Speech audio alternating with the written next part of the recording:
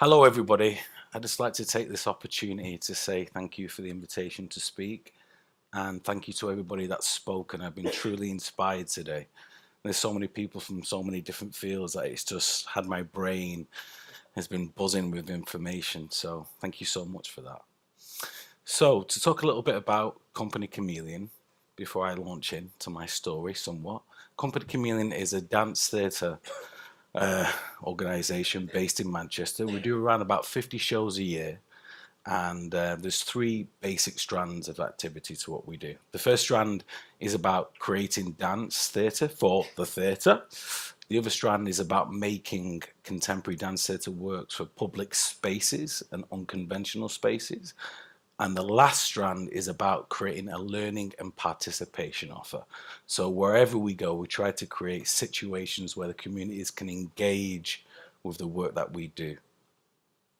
So let me see if I can just click across there. That's it. I'll just flick across a few photos just there.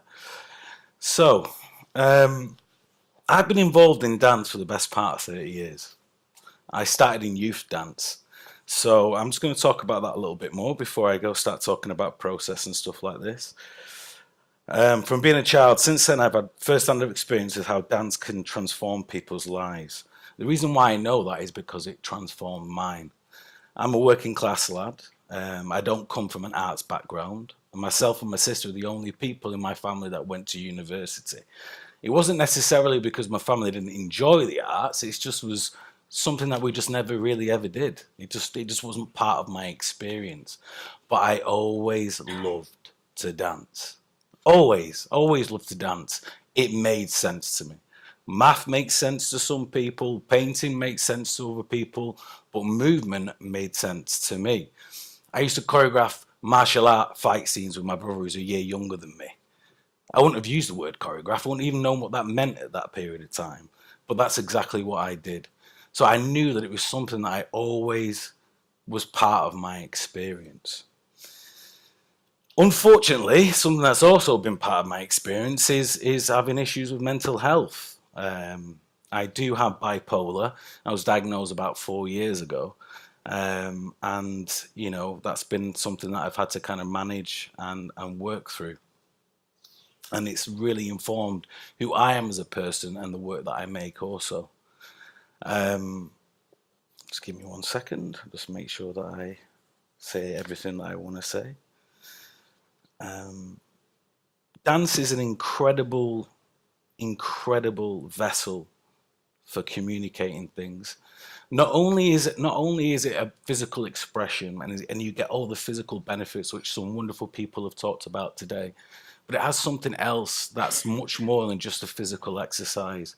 It gives you the opportunity to really express and explore your inner world. Now, I've learned a new term today, I think ACEs. I'm certainly a child that grew up with plenty of ACEs, probably 5 or 6. I got a little bit worried listening to Katie's lecture before, because I was thinking, oh my God, I'm going to like die 40 years younger than everybody else. I was like, wow. But you know, there's always positive ways to move around things, isn't there? But, you know, the people that I've met in dance, the opportunities that I've had, the experiences that I've had, the places in the world that I've gone to, I couldn't have asked for anything more, and they've informed me very richly. Said that already. Going through my notes way too quickly. But yeah, I just want to go back to this point about exploring and investigating your inner world and relating that to a physical experience. Now, physical and emotional states are a really important part of my artistic practice. I think it's a way for the audience can really connect to what you see and do. And like going back to what I was talking about before about my mental health issues, they started off fairly young for me, unfortunately. When I was around 14 years old, I started to kind of really have periods of time where my mood would really severely drop down. And then it could increase and then kept on increasing all the way through into my 20s and further. But it's very difficult for me. I grew up in a situation where I didn't know anybody who'd ever had any mental health conditions that I was aware of. I didn't have the language to even begin to start to explain or understand it. I didn't have the vocabulary. All I could say is that I felt sad or felt something was a little bit up. But when you live with something all your life, that becomes your normality, really. To talk a little bit more about my dance story more specifically, like I said before, I come from a working class background. So for me, growing up, dance was just something I did in the house. And then I went to a primary school, and luckily enough, I had a visionary head teacher, a guy called Mr. Norris. And he brought a dance company into my primary school. They did some workshops and they did some performances. I got involved. I was involved in part of the show, and I absolutely loved it. And you could see that that was like, okay, clearly this is something that Kevin has aptitude for. So he brought somebody in, a dance development officer, into my local primary school, and she taught a dance workshop. I can remember it to this day. It was a surfing dance, so I had to create a surfing dance. It was great, love it. And she asked me to join a local youth dance theatre called Trafford Youth Dance Theatre. And I went there when I was 8 years old, from 8 to 16. And that's when I really kind of, the whole world of art just kind of opened up to me.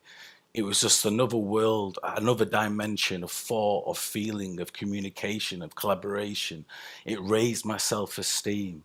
And being a kid that had all these, using your term, aces, it was a perfect vessel for me to be able to put all that energy into something positive and productive.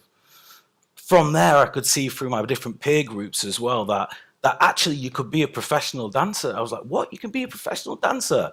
What? You don't have to be white, middle class from London. What you mean? Like, I can do it, and I did do it.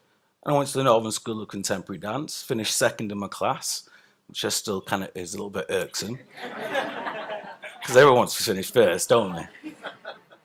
Got my degree, had a wonderful professional dance career, toured the world with national and international choreographers and companies, and had an amazing time. Or did I? Did I have an amazing time? On the outside, it seemed I had an amazing time. On the outside, everyone was like, oh, you're really successful. You've worked with this person. You've traveled there. You've done this project. You've done that.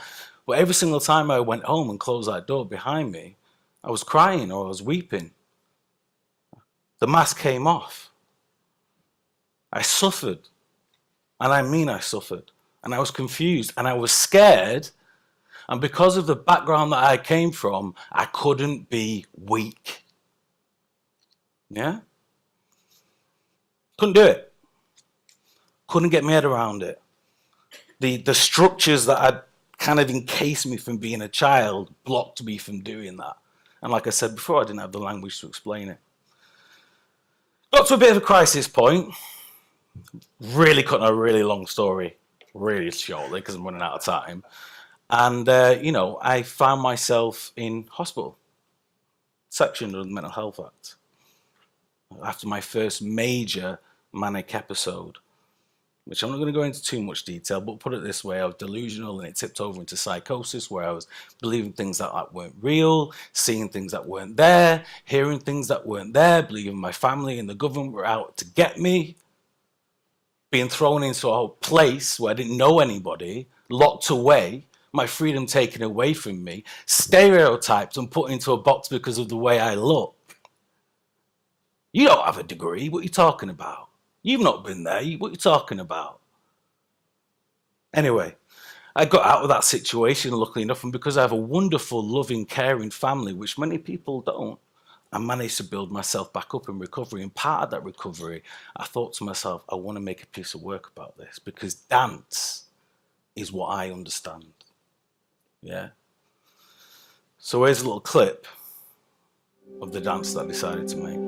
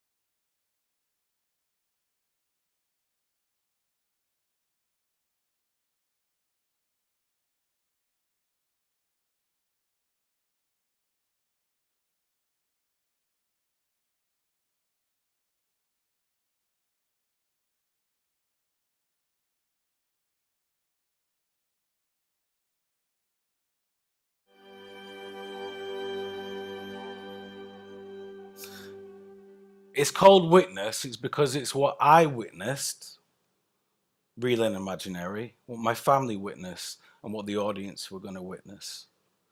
And I'm running out of time, so I'm gonna have to flick really quickly onto it, onto the next clip. So what was really important for me as well, this was a stage-based production, and that's great, and that's wonderful. People can come watch it, and many people did, and got great reviews, got right up in the Guardian, blah, blah, blah. That's great, that's cool, whatever. Yeah, nice, great. But it's a captured audience. And I'm interested in how can I stimulate debate? How can I add to conversation? How can I get people to think about something that's really important, which is mental health? How can I, little old me, do something about that? Well, like I said before, part of what we do is making work and we take it to public spaces. So I made an outdoor version of it called Witness This. And what's great about making work for outdoor spaces is that it touches people that don't necessarily come to the theatre. So I'm going to show you a little tiny clip of that. Not all of it, because I'm going to run out of time. But I made Witness This, which was the first piece, Witness, was an hour. This is half an hour, and this is for outdoor contacts and public spaces.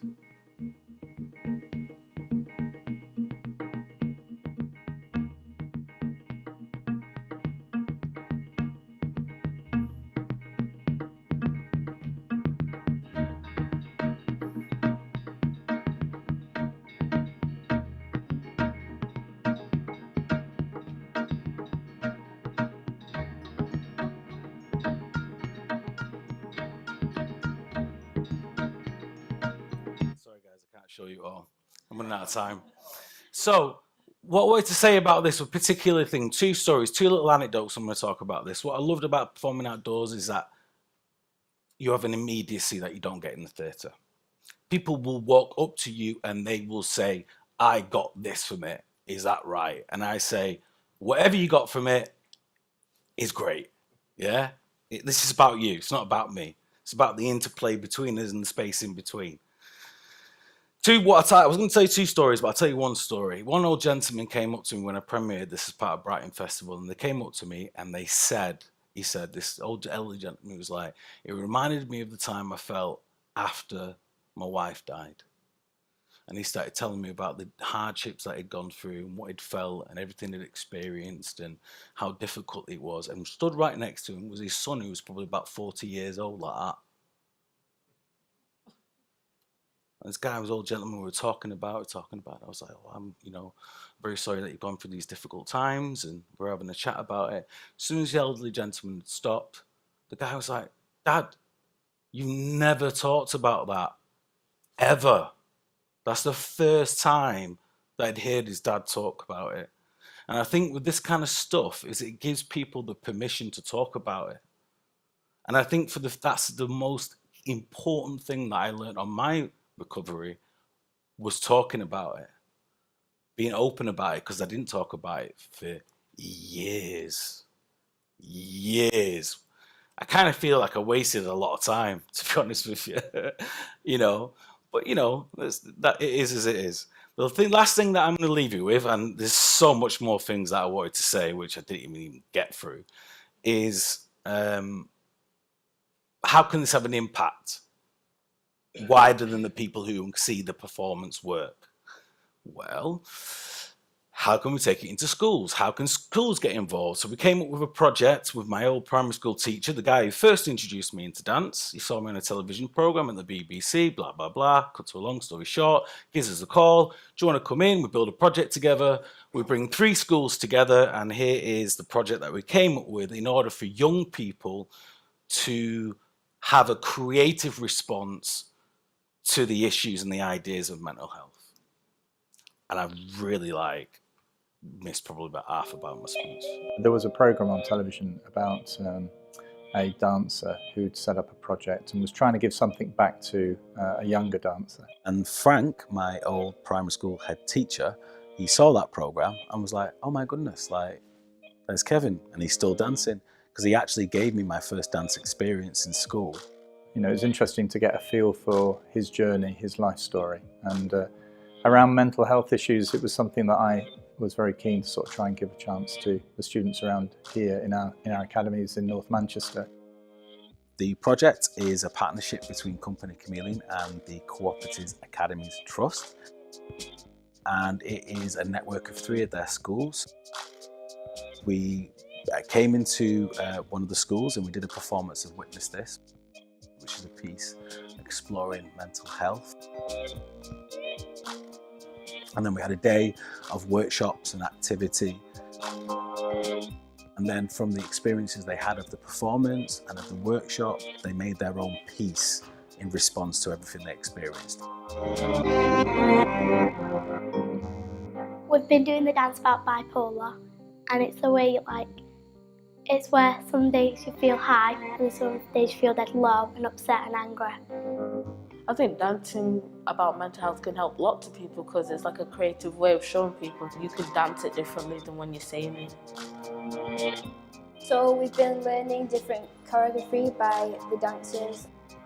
We've been working as a group trying to get fluency, and we've been working in pairs trying to get it all synchronised. We've learnt new techniques, learned how to show your emotions through your dancing, facial expressions.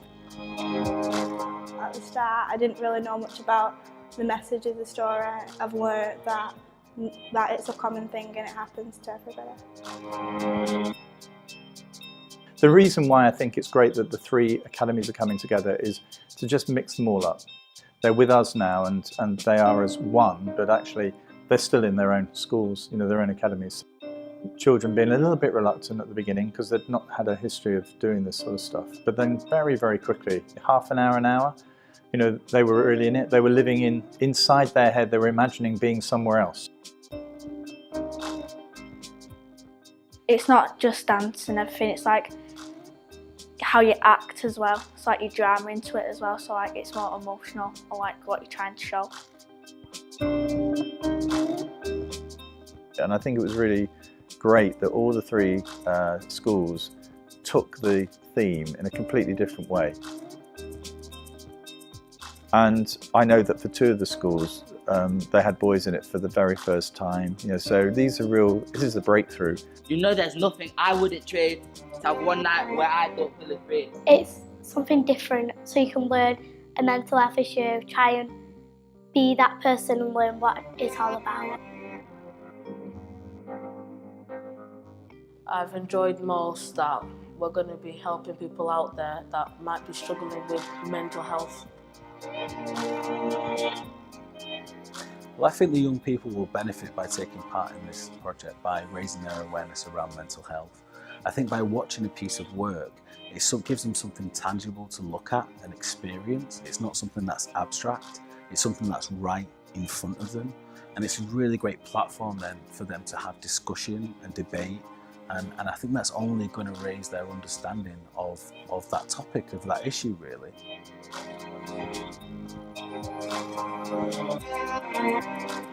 It exceeded my expectations. I got that sort of goosebump feeling just seeing them in rehearsals.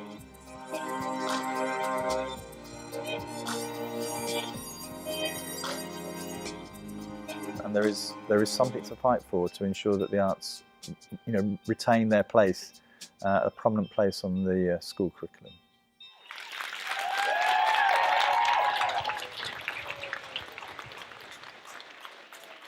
And they were wicked, man.